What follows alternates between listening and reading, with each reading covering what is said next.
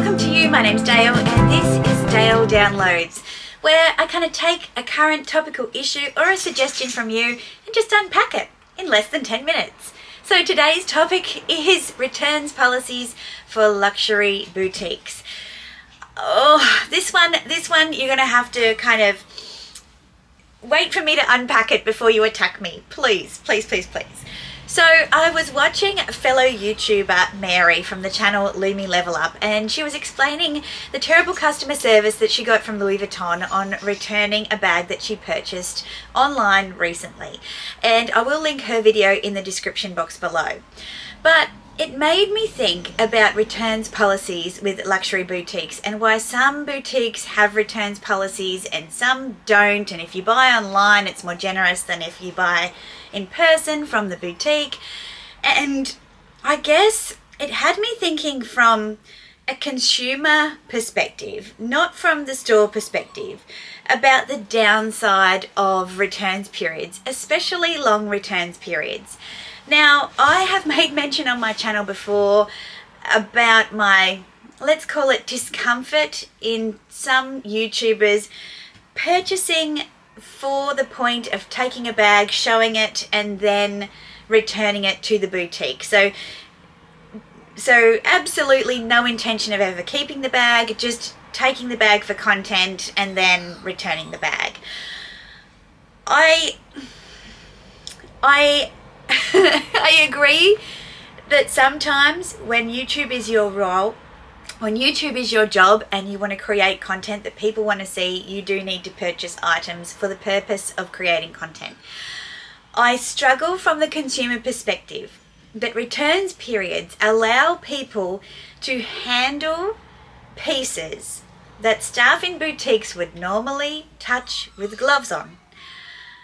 Without gloves, that you can put all your things in it, you can try it on a bunch of different ways with a bunch of different outfits. I don't think that most people take the care that is taken in boutique with pieces that are in their own home. And therefore, when those pieces don't turn out to be a good fit, or for whatever reason, yes, there could be a faulty issue with the piece, or they change their mind because something else comes up, or they could buy it through a third party, say Farfetch, for a cheaper price, whatever the reason is, that piece gets returned. It's effectively a pre-loved piece, because when I go and pick up a piece from the boutique or I shop online, my expectation is that I am getting a piece of luxury that nobody else has used. And I know that might be unrealistic, but that is what, in my head, a luxury experience is. That it's mine, it's fresh. None of the stickers are peeled off because it's been touched and moved around and shoved around in dust bags, and nobody's put their things inside of it and tried it on a bunch of different times until finally they decide to send it back. I think absolutely it's peace of mind to be able to return pieces, and a 30-day returns window is really, really generous if that's what Louis Vuitton offers. But if you're not somebody who's an honest person, and you're somebody that doesn't take care of things, and you bang these pieces around and maybe you even wear them out, because it's not like they come with tags, as Mary mentioned in her video, like say Farfetch or My Teresa, when a tag is removed you can no longer return the item. Most luxury boutiques don't have that level of security. So there's no guarantee that the item hasn't been worn and then returned and the person's got their money back. I think there's a real tension between having the ability to consider your purchase for a period of time and return it for a full refund or exchange if you decide it's not for you, with the concept that that piece is now not pristine. It's now had a life. And I know that a lot of people who purchase online have been very unhappy with either the quality of the piece that they received, that it's missing certain stickers, that it hasn't been packaged in the way they would expect, that it feels like it's a return because maybe the strap is no longer in its little strap sleeve that it comes in, and certain packaging is a little more crumpled and less crisp than it would have been had it have been a new piece.